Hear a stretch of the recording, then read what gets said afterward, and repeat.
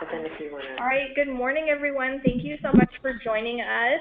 This is Devon Downeysmith with the Oregon Environmental Council, and I just wanted to welcome you all to our webinar, Coal-Free for a Cooler Oregon.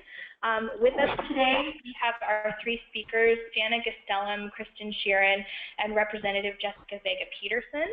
And I will just provide quick introductions of each of our wonderful speakers and then turn it over to these folks. Photo on the left is of Jana. Jana is the Climate Program Director for the Oregon Environmental Council, which works to advance innovative, collaborative, and equitable solutions to Oregon's environmental challenges for today and future generations. Jana has over a decade of experience building coalitions and advocating for climate policies. She previously worked on the UN Foundation Energy Future Coalition Climate Team and received her BS and MS in Earth Systems from Stanford University. Jana has truly been instrumental in championing legislation to facilitate Oregon's transition to a clean energy future, and we're really happy to have her with us today. We have also on the line Representative Jessica Vega Pederson, who was first elected to the Oregon House in 2012, and she was the first Latina elected to the Oregon House of Representatives. She serves as representative of District 47 in East Portland, and as chair of the House Energy and Environment Committee, Representative Vega Pederson carried to passage Oregon's Clean Fuel Standard to reduce pollution from Oregon's transportation sector and create good-paying jobs. And she most recently carried to passage the Clean Electricity and Coal Transition Plan, which we'll be discussing today. As Majority Whip, she was chief sponsor of universal paid sick time legislation, and she helped lead the fight for a higher minimum wage, stronger equal pay laws, and stable funding for Oregon schools. Before being elected to the State House, Representative Vega Pederson worked in the tech sector, helping startups, small businesses, and Fortune 500 companies to grow their business. And she is currently running for Multnomah County Commissioner. So welcome, Representative Jessica Vega Pederson. And lastly, we have Kristen Sheeran, who is the Oregon Director of Climate Solutions, which is a Northwest-based nonprofit that believes clean energy and economic prosperity can go hand in hand. Before coming to Climate Solutions, Kristen Sheeran served as the Vice President of Knowledge Systems at EcoTrust. She has a doctorate in economics and focused her dissertation on equity and efficiency in mitigating climate change. She was a professor of economics for 7 years at St. Mary's College of Maryland and has written and spoken extensively about climate change and clean energy. So as I think you can hear from these bios, we have three really great experts on the topic today.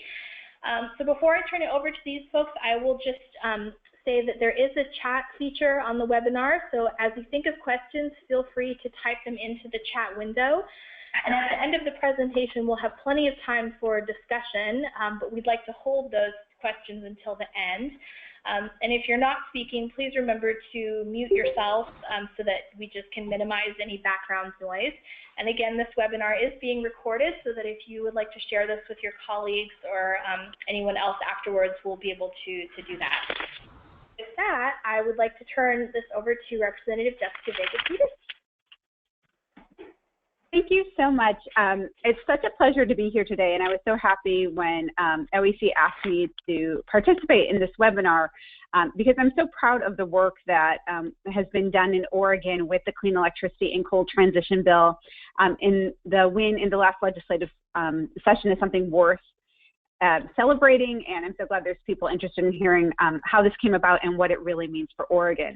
And both OEC, Climate Solutions, along with a host of others like OLCV, were such great partners in passing this legislation that it's great to be with both of them today. So just to give you a broad overview of the bill and what it does, there are two main components of the Clean Electricity and Coal Transition Bill, or Senate Bill 1547 is how I think of it in shorthand. What it does is it makes sure that by 2030, we are going to remove coal, eliminate coal from powering our homes and businesses here in Oregon. And it will double the use of clean energy. So it says that by 2040, we're going to have 50% of our energy come from renewable energy sources. Now, if you add on to the hydro that we're already using in Oregon from consumer utilities, that means that in Oregon, we're going to have a 70 to 90% clean energy mix, which is just fantastic. It really puts us on a great path to reaching some of the climate goals that we have in our state. It's going to cut Oregon's electricity greenhouse gas footprint in half. Just this bill alone will do that. It also says that we're going to save 8.5 million metric tons of climate pollution annually by 2030. And that's, before really we have a lot of the big gains, even with the moving to the renewable energy. So that's the incremental achievements that we're going to have as this bill goes into effect. What we know, too, is that this bill really puts a stake into the ground and saying that this is a direction that Oregon believes is what we need to do to fight climate change, and it's going to put pressure on other states throughout the West to close down coal power plants. Oregon is lucky in that we don't have, we're already set to close our coal power plant in Boardman. And what this will do is put additional pressure on other states that are using coal to say that we don't want to have coal in your energy mix. It's not something that customers in other states want, and to help put pressure to close those down. And another thing that, we're pretty lucky because we do have a cleaner electricity mix in Oregon because of the movements that we've already done towards clean energy with the original Renewable Portfolio Standard Bill in 2007. But even for those of us who are making the decision to go to electric vehicles, it means that when we plug those clean vehicles into the outlets, we are going to be having a cleaner electricity mix to truly make those clean cars. And I think that this bill, for me, this bill is a great partner to what we did in the 2015 session with the Clean Fuel Standard. And I think they go hand in hand very well in looking at our climate pollution that we're having from both our energy sector and our transportation sector, and making some big gains in those areas. So when we started talking to my colleagues about this bill, it was great because we had a big coalition of partners who were coming together to pass this, but we had to make the case of why we need this. Why was it important for Oregon to go coal-free? And some of those were very, very clear. We know that coal is a dirty energy. We know that it's bad for our environment. And that was something that was, a really good talking point for a lot of folks. But I found that just as effective was also the public health impacts of coal, the dirty air, and what that means for our communities, what it means for our children. And that was something that was a really important case to make in terms of why we needed to get away from coal. On the more, practical side, for those who are more concerned about the bottom line, we also know that coal is going to be more and more expensive into the future, and that it is increasingly more expensive. We know that there's going to be more guidelines around what folks are going to have to do, more restrictions in terms of having to get your coal emissions cleaner, and it's more and more expensive to use coal as an energy source. And so because we know that utilities are going to be moving away from coal as an energy source, we wanted to be telling utilities that they needed to make the right decision about the alternative, not just going to natural gas, which is still a greenhouse gas polluter, but making the choice for renewable energy. We didn't want Oregonians to have to pay for long-term natural gas fossil fuel investment here when that's not the direction that we know we needed to be going. And that was one of the key reasons why this bill was so important. And we also know that while Oregon has been a leader in this with, again, the 2007 Renewable Portfolio Standards, other states were moving ahead. Other states were moving past Oregon in their commitment to clean energy. And we wanted to make sure that Oregon was going to stay a leader. And that's exactly what we were able to do with this bill. Okay. And I talked a little bit also about the cost of coal. And I think that, this was a really good example to use. And I used this actually when I was talking about the bill on the floor of the House. Because coal isn't as cheap as it was, we're seeing utilities already make decisions because of the Clean Air Act and things that would have to be in place. We saw that PG&E made the decision to close the Boardman plant because of the cost that they would have to put into that plant in order to make it comply with the Clean Air Act. So it's a smart decision for us to make, both in terms of our health, the climate, and economic sense too. We don't want, again, we didn't want ratepayers to have to pay the costs of the decisions to continue to use dirty coal. And we were able to do that with this bill. And one of the things that I think most proud of the bill is that we were able to put a lot of really good consumer protections in the bill, giving the PUC the power to make sure that Oregon ratepayers were not going to be paying for those impacts.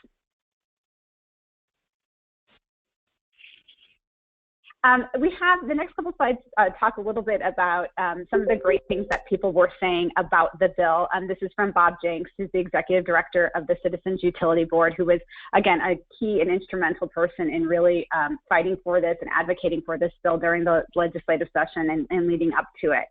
From a customer and rate protection standpoint, this bill is a no-brainer. And again, I worked very closely with my colleague in the Senate, Senator Lee Byer, in making sure that we were having the things put in place to protect ratepayers. We have the same protections that were in the original RPS bill continue through this bill with a 4% cutoff if we are going to see rate impacts because of this. Although the really great thing is that both the Pacific Power and Renewables Northwest in the work that they've done in looking at this policy estimate that consumers would see less than a 1% increase in rates because of this bill. So really, this is making a smart decision as far as long-term investments in clean energy with minimal impact for ratepayers. And this is a really great picture here. This was taken at the bill signing ceremony that we did at an elementary school up in North Portland and with the governor and with all of the advocates there. The governor was very proud and happy to sign this bill, and it was just a great day to have this signed with the elementary students there too, because honestly, that is who we're doing this. This is something that's going to make sense for us right now in Oregon as a smart investment, but will pay dividends for years and years to come as we're moving towards a clean energy future that's a better health and just a better future for our kids. So you can read her quote right there, but it was a really wonderful day and a really big day of celebration for everybody that came through to work on this bill. Great, thank you, Representative. And before I turn it over to our policy folks, I just want to make sure that you all can hear me in the room okay. You can hear us fine now? Type in the chat window if you're still having trouble, and we'll see what we can do. So now I will turn it over to Jana Gastellum. Hi, everyone. Thank you for joining us this morning. I'm just going to give us a little bit of a global overview of where we are in meeting Oregon's greenhouse gas pollution reduction goals, and then talk about how multiple policies really fit together to make sure that we actually hit our 2035 and 2050 goals. So this is an image that was put together by the Oregon Global Warming Commission, and it shows where we're at and kind of where we're headed in the future. And fortunately, we have managed to stabilize our climate pollution.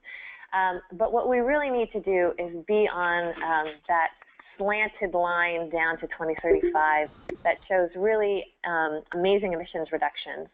And we're going to do that through a portfolio of policies that are really targeted to different sectors. So we need to continue to advance our work on energy efficiency. The transportation sector makes up the largest share of our climate pollution, and so there's very specific policies that will help us with transit and making sure that people have safe routes to school. And so there's a bit more that we need to do in that sector as well. There's waste reduction and things that we can do and how we produce our food that will help also reduce emissions. And you can see that there's a wedge in there for our power generation. And this chart was created before passage of that bill. And so with this bill, we're really taking care of that purple wedge for power generation. But there's additional policy that we'll really need for overarching emissions reduction and other kind of targeted strategies. But the good news is that we're making progress, and each win along the way helps us take care of at least a portion of each wedge. And we'll need, all of these policies to interact to really get down to our emissions goals. And we're thinking about how we design everything to make sure we really get the biggest bang for our carbon buck. And so this policy was extremely important. So going to this next slide, you can see that when we look at where Oregon's greenhouse gas pollution comes from, the majority, again, is from the transportation sector, and about a quarter of that comes from individual passenger vehicles. And so about 25% comes from just the cars that we drive around to get to work and school and play. And then our electricity use in total makes up about 30% of our climate pollution, and coal was about another quarter of that. So together, cars and coal make up about half of Oregon's climate pollution. So what's really great about the Clean Electricity and Coal Transition Bill is that it's a solution for both coal and cars. And Representative Vega Pederson really outlined the strides it makes on the power sector. So we're divesting from that out-of-state coal and making sure to close down, do our part not to prop up dirty coal industry anymore, and doubling our commitment to renewables, which Kristen will talk about a little bit more about why that's so important and significant going forward. In relation to natural gas, I just want to spend a minute talking about the transportation piece. The hidden gem of this really is that as we think about solutions for the transportation sector, switching to electricity is going to be a really, really critical solution. And that will only be a really good solution if cars are plugging into very, very clean power sources. And so this bill lays the groundwork for making sure that our power system is as clean and green and low carbon as possible. And so when our transportation switches over to electricity, we're getting that double benefit, that not only is the grid cleaner, but now our transportation is cleaner as well. And this is tremendously beneficial when we think about not only the climate benefits, but also the local air quality benefits as well. Gasoline and especially diesel-powered cars and trucks create a lot of air pollution. And for anyone living near a high-traffic corridor, you know the impact on asthma rates, on childhood development. And so when we switch to electric vehicles that have zero tailpipe emissions, you're getting tremendous health benefits. And so we don't talk about that piece as much as we probably should, but it really is the hidden gem in the bill, and we're very excited that that piece is moving forward. I'll hand this over to Kristen Sheeran now. Good morning, everyone, and I really want to thank everyone for being here and thank the Oregon Environmental Council for organizing this webinar today. As Jana mentioned, coal is one of the major obstacles for Oregon achieving its legislated greenhouse gas reduction goals. And one of the hidden secrets about Oregon is that we are very much, at present at least, still a coal-fired power state. We have one coal-fired facility in Oregon, our Boardman plant, which is out in eastern Oregon, and that's scheduled to close in 2020, and that's a good thing. But at present, our two largest investor-owned utilities, PGE and Pacific Power, still import a lot of their electricity from coal-fired plants in Utah, Montana, Wyoming. And that coal power is a problem for Oregon for many reasons. Coal, of course, is the dirtiest of all the fossil fuel energy resources from a carbon emissions perspective. It poses dangerous health risks in the communities that surround those coal-fired plants in other states. But in terms of reaching our greenhouse gas goals, as long as we're reliant on coal, we're never going to get there. A third of the power electricity consumed by PGE customers comes from coal, and 2/3 of the power consumed by Pacific Power customers in Oregon comes from coal. We need to get the coal off the grid in order to make room for cleaner energies, whether that's solar or wind or other clean renewable energies that may become more available in the future. So getting the coal out is really important. In this slide here, you can see two things. The top line, sort of the orange line with the blue dots, that's showing what happens under business as usual. So before the passage of Senate Bill 1547, power sector greenhouse gas emissions. And you can see that they at best hold flat and then begin to rise as we get a little bit further out in time. And the distance between sort of our business as usual emissions and that lower line, that orange and yellow dotted line, that shows where we need to be in terms of our greenhouse gas reduction emissions in our power sector if we're going to achieve our state greenhouse gas goals. And that distance is growing wider over time under business as usual.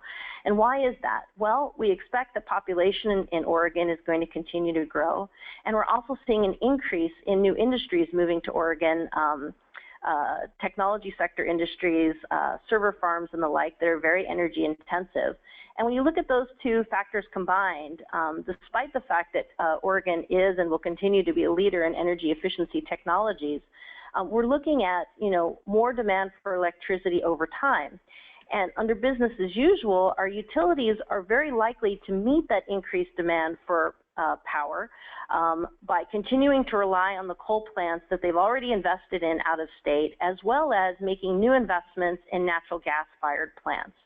Now, you may have heard that natural gas is a lower carbon emitting resource than coal, and that's true, although increasingly scientific studies are showing that if we look at the whole life cycle of natural gas, from when it's extracted till it's burned at the plant, the carbon emissions the greenhouse gas emissions are actually more negative than we would think.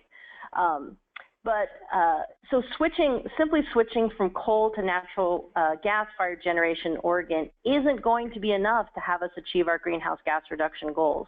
We need our utilities to be investing in wind and solar and other renewable clean technologies if we're going to get there. And that's what's so important about Senate Bill 1547. Next slide, please. Because not only does Senate Bill 1547 take the coal out of the mix, which certainly immediately begins to clean up our greenhouse gas emissions profile, but it sets really high targets for renewable power procurement. So our utilities are going to now have to invest in wind and solar, and that's going to displace investments in natural gas. And those two factors combined, removing the coal and avoiding investments and locking Oregon into a long-term relationship with natural gas, is what's going to save us considerably on our greenhouse gas emissions.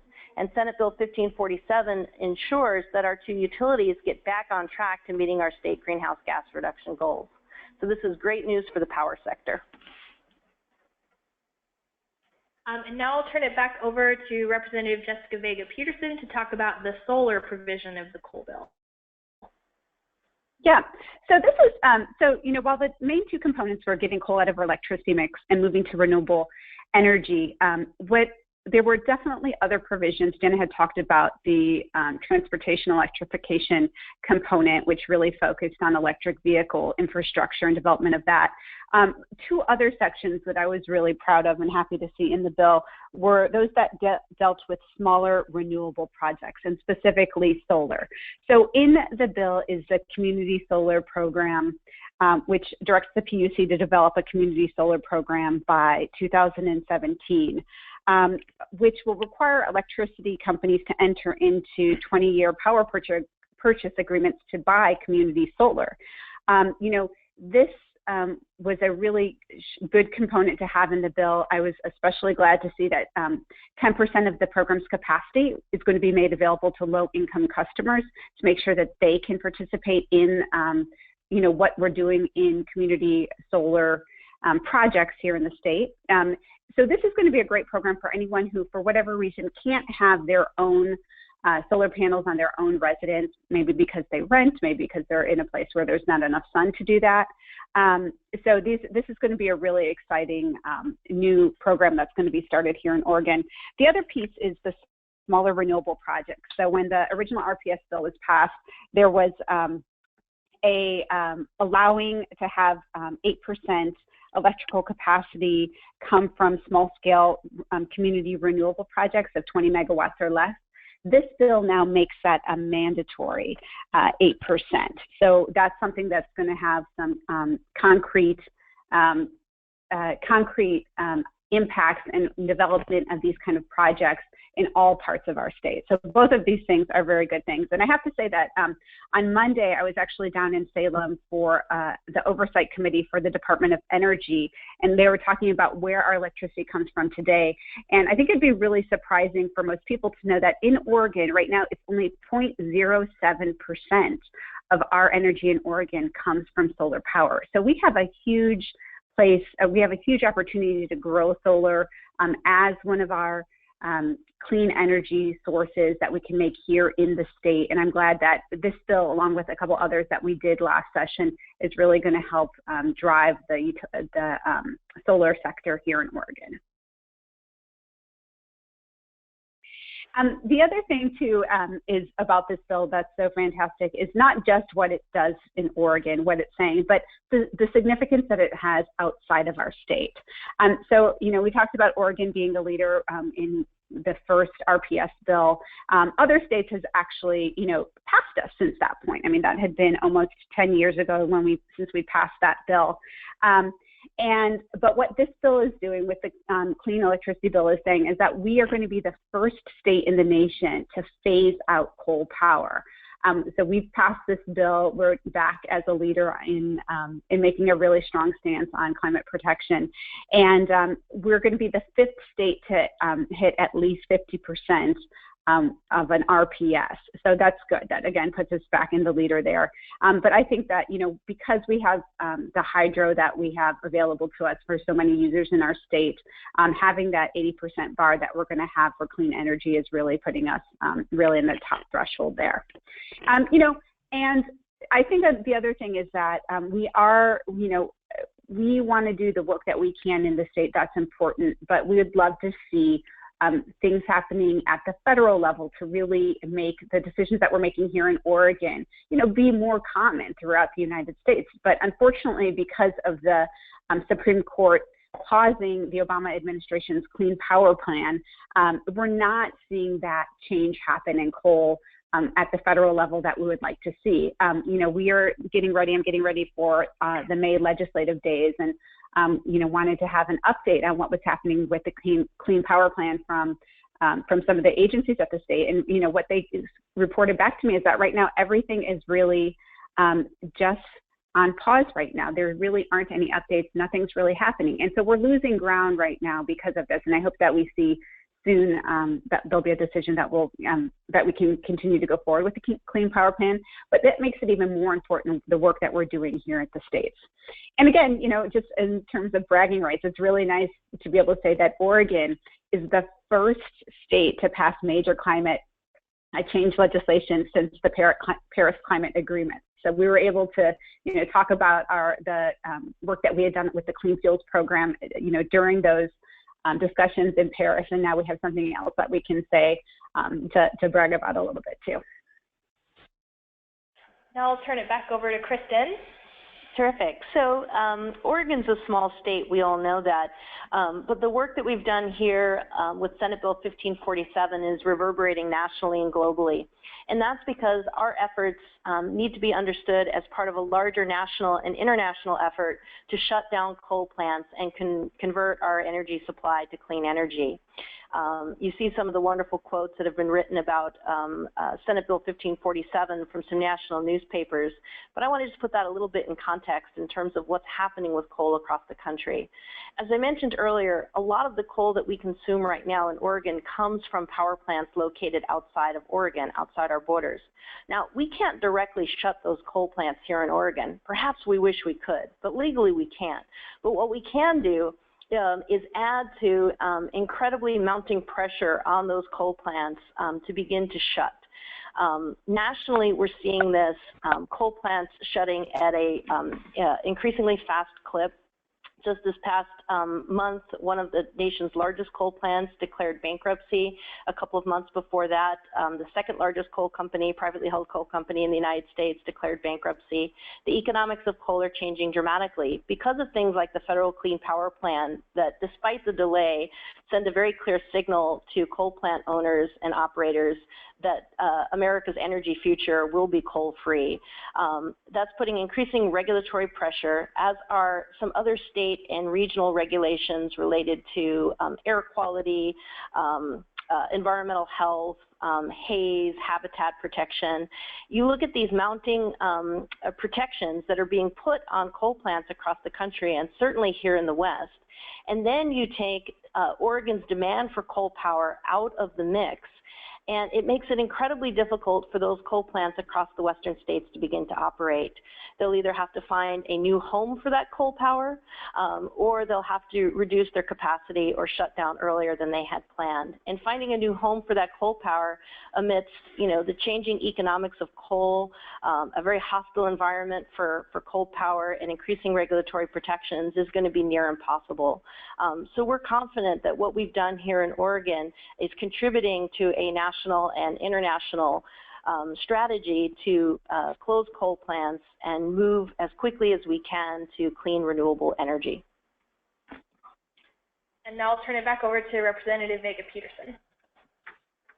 So this is, I love the picture on this slide. It's so adorable. So I think that, one of the things with this bill and also with the Clean Fuels bill is that we're saying that we are saying no to dirty out-of-state fuel and dirty out-of-state energy. We know that already in Oregon, there's been over a $9.8 billion investment in renewable energy in our state. And that has meant jobs all over our state, over 5,300 jobs statewide. When we have this bill in our committee, we had folks from all over the state, from representing counties in Eastern and Central Oregon, talking about the need for this, the need for additional investment in renewables. We want to continue the investment in clean energy because we want more of those family wage jobs that are going to be here in Oregon and stay here in Oregon. And that's exactly what this bill gives us.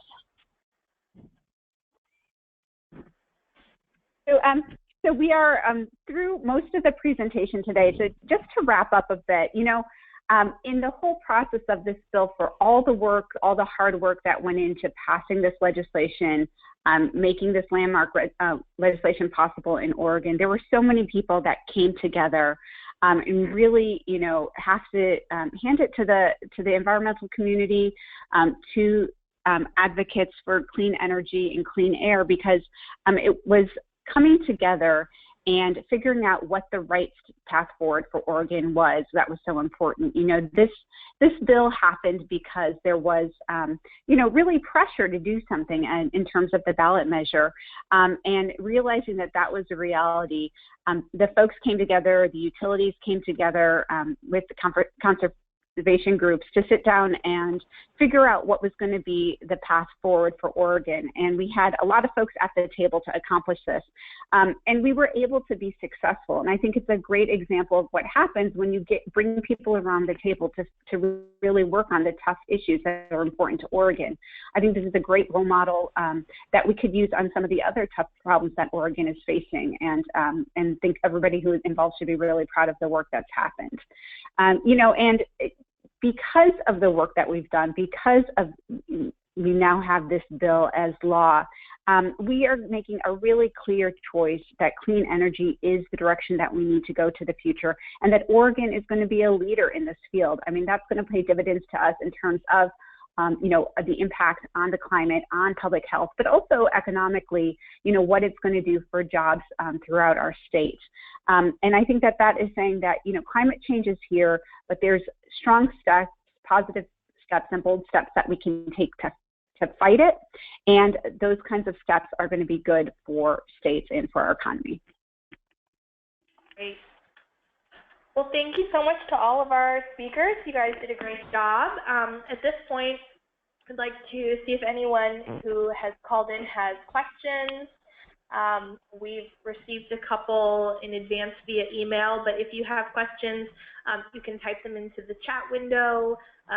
We can try over the phone too, but if there's a lot of people, it might be better to just do the chat. So let's just open it up and see if anyone has a question for any of our speakers.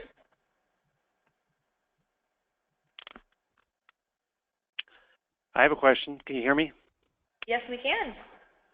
You haven't mentioned, none of the speakers have mentioned spinning reserve. These wind and solar plants don't produce anything useful about 75% of the time.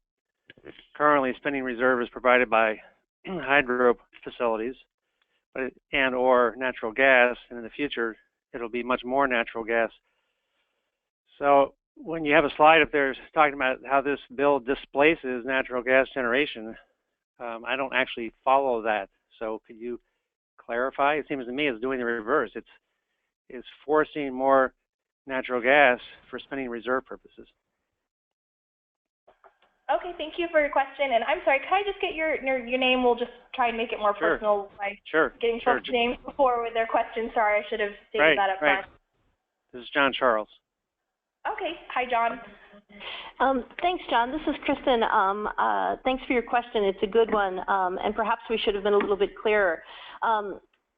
Natural gas has a role to play in Oregon's future energy mix, but there's a difference between natural gas serving as sort of baseload power, the main source of electricity generating power that's running all the time and providing sort of the majority of power to our electricity grid, and a different role for natural gas in which it gets turned on. Smaller natural gas plants can get turned on intermittently to deal with variability in wind and solar and other renewable energy resources. In order to meet Oregon's greenhouse gas reduction goals, we cannot be investing at this point in any real new large base load natural gas facilities, simply replacing our large coal plants with large natural gas plants.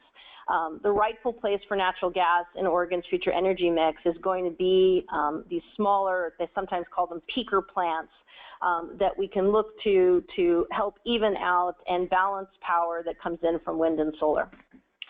And then this is Jana. I would just add that I think there's been a lot of really interesting advances in looking at energy storage, so the advances in battery technology, even just the way the grid operates, that interconnection with California and the rest of the Western grid. The more we diversify where our renewable resources come from, the more we can deploy them when we need them as well. And so having a grid that is able to kind of more flexibly manage where resources come from will also mean that we don't have to rely on natural gas as much as well. So I think the old way of thinking was that we were going to have to build out a lot of excess natural gas to support renewables, but I don't think that's where the future is headed. Great. And we have a question from Toby Baird. What are the key issues that, let's see, sorry, scroll up. What are the key issues that the OPUC must address in order to make community shared solar a reasonably priced option for local communities? I'm in Bend, Oregon, and working on community shared solar and need to know what to advocate for. Can you hear me? Yes, we can hear you. We're just answering a question from Toby, and then we are happy to take another question from the phone. Yeah, I am Toby. Oh, hi, Toby. I'm working with the Environmental Center in Bend, and for a long time now, we've had this idea of, because we're such a sunny community, of harnessing the sun in a way whereby these different farms and different areas of Bend, probably some of them big and many of them small, will be able to connect to the public grid and generate energy, and then people can buy that, subscribe to it. So you're probably very familiar with the community shared solar concept. But there are some things that we have to advocate for in front of the OPUC, such as power purchase agreements, where the power company purchases the power at prices that are not not wholesale, but rather retail, and that the utility companies allow for-profit or private companies to go in and build these farms, and as opposed to something like Blue Sky, which PP&L has, where they own the facility and you're actually paying a premium for the electricity if you subscribe to Blue Sky. So I'm just going to now mute myself and let you answer my question. Those are really great points. Thank you so much. So the Oregon Public Utility Commission will be working on a community solar rulemaking and setting up the guidelines for the program. And there's kind of two processes that I would pay attention to. The first one is what's actually happening already on what the resource value of solar is. And they've indicated in the bill that the value that will be paid for community solar will be based on that resource value of solar. And so that's an open docket that's ongoing right now. And so as someone who's interested in this issue, I would maybe link up with a group like Environment Oregon that is actively involved in that rulemaking, and let the PUC know that citizens want, you know, a fair rate there so that more projects can be built, and there can be kind of good value back. And then as the rulemaking for the community solar program goes forward, each community solar project will need to be certified by the PUC. And I think it will be important that that process is streamlined so that actual community projects can move forward and get through that certification process so that it's, you know, there aren't too many hoops to jump through. So they want to make sure that there are good projects being built, but that process is not too expensive to even get through. And we have another question from Theodora. She says, I am very concerned that I did not hear anything about the strong methane releases and the terrible impact of fracking on communities and human health during natural gas production. How is this reducing the climate impact when fracked gas contributes so strongly to exacerbation of climate change? How do we prevent this from encouraging more gas production? Natural gas is not a transition fuel. Theodora, we couldn't agree with you more that natural gas is not a bridge fuel, which is why it was really important in this bill that we not only take the coal out of the mix, but that we put strong renewable energy requirements on our two largest utilities to ensure that they didn't just replace coal with natural gas for all of the reasons that you've articulated. A 50% renewable portfolio standard basically ensures that new investment in energy production by our two largest utilities will go to wind and solar and other clean renewable technologies rather than natural gas. And that is the strongest signal that Oregon could send in this bill as far as saying, you know, minimizing the role of natural gas in Oregon's energy future, because it's not a bridge fuel, and if all we did was replace coal with natural gas, we wouldn't achieve our greenhouse gas reduction goals, and we'd be contributing to other public health and environmental problems associated with natural gas and fracking. Thank you. Michelle has a question for Representative Vega Pederson. I'm wondering if you could talk more about the work that it takes for legislative champions such as yourself and Senator Beyer to pass a bill like this. What did it take on your end? So you want to know how the sausage is made. That's a really good question. I mean, I think a bill like this, first of all, I think anytime you have major policy like this, you have to realize that it's going to take more than one session to get something like this passed. I mean, we had the Coal to Clean bill that was discussed in the 2015 session, which I think helped lay a lot of groundwork for this kind of concept. And again, the work that happened outside the legislative sessions during the interim, you know, in terms of putting together a ballot proposal that really laid out different components of the bill, moving away from coal, amping up the RPS standards and including the community solar pieces. I mean, that really set some good groundwork for the discussions that ultimately happened with all of the stakeholders around the table. But once the bill was actually in the legislative session in February, you know, it took a really good communication and, you know, work on this bill on a daily basis to see where it was going, make sure that we had all the right folks at the table as the discussions were happening, you know, in the committees. And really had an incredible team of lobbyists and advocates that were in the building every day, making sure that we got this work done. So it was a huge team effort in order to get it done. I know that except I think for the very last day of session, there was not a day that I didn't work on this bill, either by having committee hearings, having outside meetings with folks, or just, you know, making sure that it was moving through the process correctly. And you know, this bill started out as a House bill through the House Energy and Environment Committee sponsorship, and it ended up in a vehicle in the Senate, and that was just because of the path that we needed to take to make sure that it got done. So something like this, you know, it's going to take a lot of diligence and needs a really broad stakeholder group to have champions both in the building as legislatures and outside the building as advocates. Right? I think you're not on mute. So, but yeah, so it just took a lot of hard work, but ultimately because of the strong coalition that we had, we were able to get successful. We were able to be successful in passing this. Great, thank you. And Helen asked through the chat platform, what are the implications of this law on Oregon electricity providers other than PGE and Pacific Power? Question.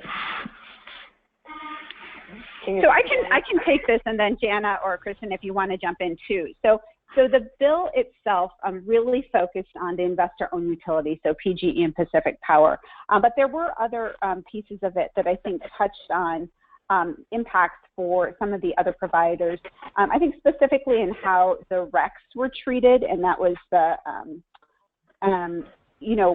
the renewable energy certificates and what the lifetimes of those. So previously, those had unlimited, or I should say, they did not expire. But now we have the RECs generated to expire in 5 years if they're generated after 2022, and this really makes it changes it so that we're trying to have investment in clean energy sources in the short term by having any new power that's generated before 2022 will have unexpired life, so will be a lifetime credits, and then after that, they will expire in 5 years, so that we can continually be incenting new REC generations. And so the treatment of the RECs changes for both the IOUs and the consumer-owned utilities. Great, thank you. Jana, did you want to add anything? The only thing I would add is just maybe perhaps a little bit of context. So our two investor-owned utilities for whom the coal and the renewable portfolio standard provisions apply, they account for 70% of the electricity supplied to households and businesses in the state of Oregon. The public utilities who make up the rest of the mix, the vast majority of their power is already sourced from hydropower.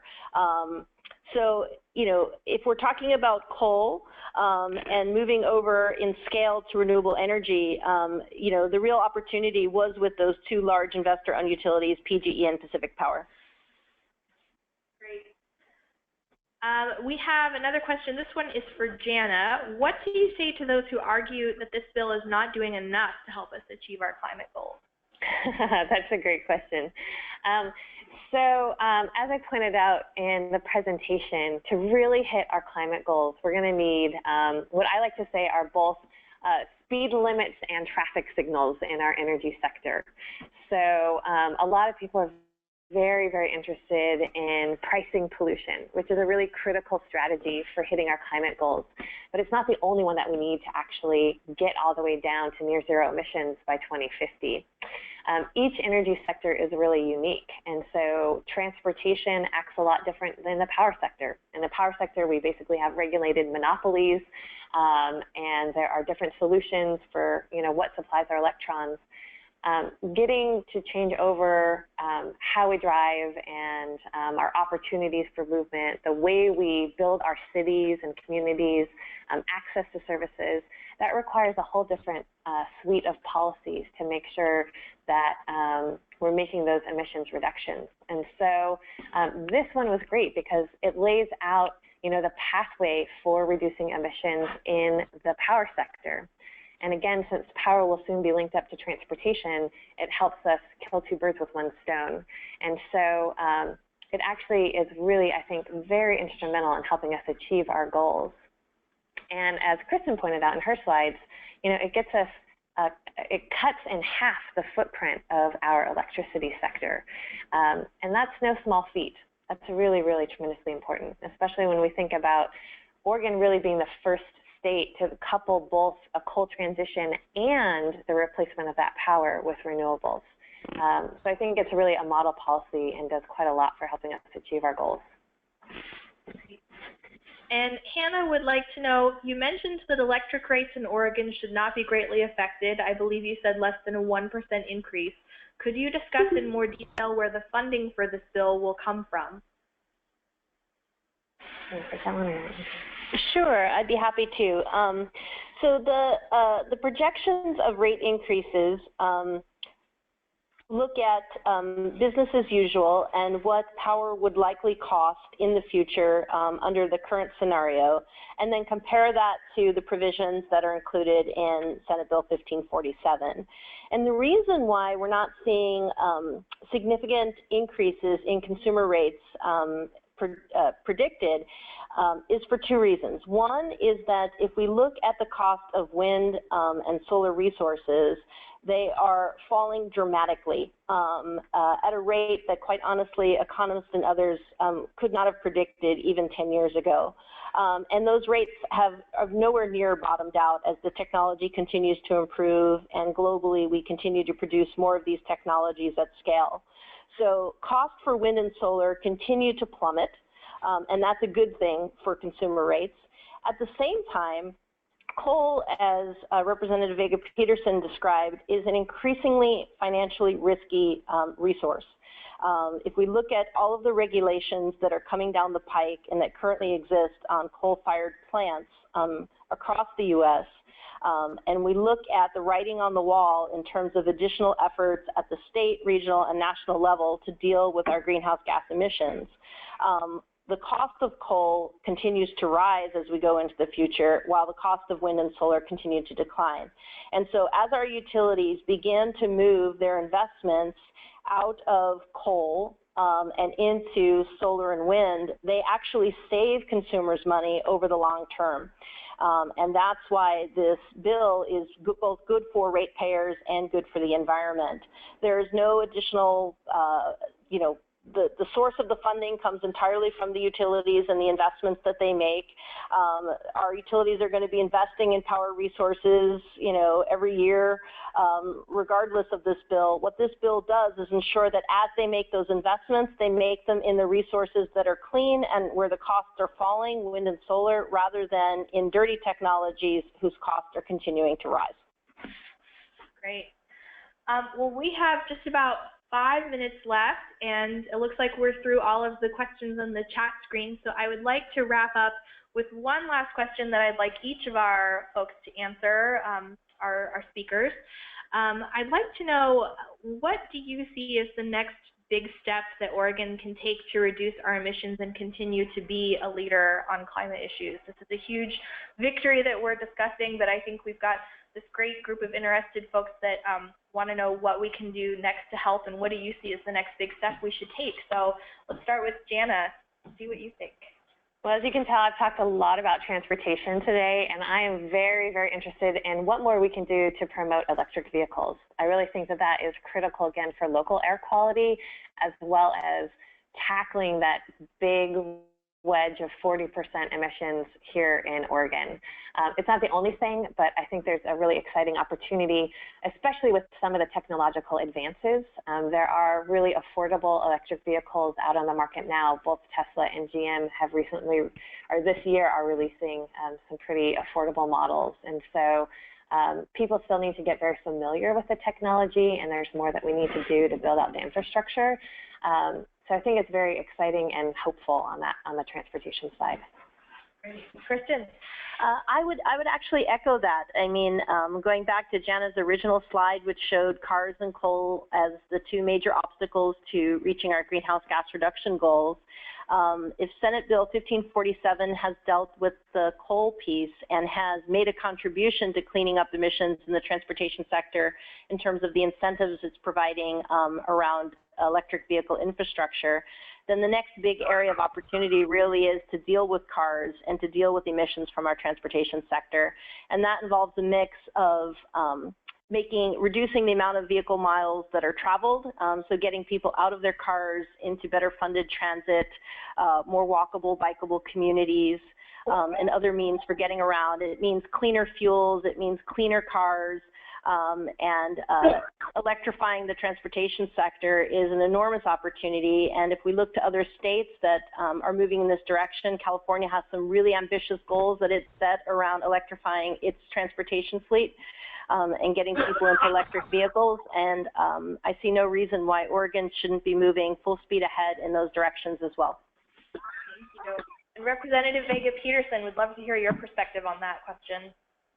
Yeah, so even though I won't be around for the 2017 session, I'm really interested to see the discussion that's going to be happening around carbon pricing for our state. There was a lot of work that Senator Edwards did this session with the Healthy Climate Bill, and I think that's a natural fit for the work that we've done with the Clean Fuels Program, with the clean electricity, and having a really well-rounded set of policies in the state for addressing carbon throughout our economy. And so I think that that discussion is going to be really important. And, personally, I think that, as we're talking about a cap and trade program or a carbon pricing program, we need to take a serious consideration of how it's going to impact our rural communities, and also how it's going to impact some of our lower poverty communities who have had so much of the impact because of pollution and because of climate impacts already. So I think an environmental justice component is going to be very critical, in the conversation that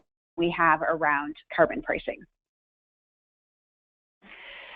Great, and I would just add a couple of other things to consider in terms of some really low-hanging, juicy fruit that Oregon can pluck to get greenhouse gas emissions reductions. One, we've already demonstrated ourselves as a leader in terms of energy efficiency, going back a long time in Oregon, and of course we should continue to explore energy efficiency as the first best and often lowest cost resource for meeting our energy needs in a way that is consistent with minimizing our carbon footprint. But the other area where we can look in Oregon to assume leadership and really reduce emissions is in our built environment, and making sure that the state building energy codes, which basically set the standards for new construction in the state, are as ambitious and keeping pace with what neighboring states and the rest of the country are doing.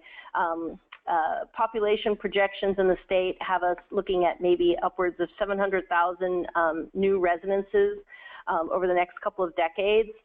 If we build those houses to the highest energy efficiency standards, getting toward net zero emissions from those buildings, we can save a huge amount of greenhouse gas emissions as compared to if we build them under the current standards.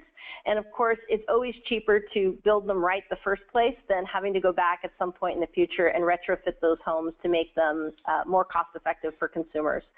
So I think those are other areas that I would flag that Oregon has already demonstrated leadership, and we need to continue to keep surging ahead because it's good for our environment, it's good for our economy, and it's going to save Oregonians money in their pocketbooks.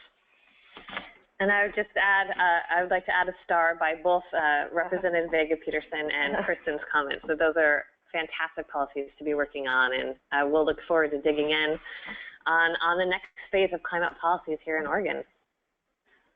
Well, big thank you to our speakers for your time, and thank you to everyone who was able to join us on this call. We really appreciate your interest in the topic, and again, we will email out a recording of the webinar if you'd like to share it around. And yeah, just thank you guys so much. All right, we'll sign off for now, but please sign on to all of our email lists and stay updated for ways that you can help us tackle these big issues and make Oregon a leader on climate. Thanks, bye.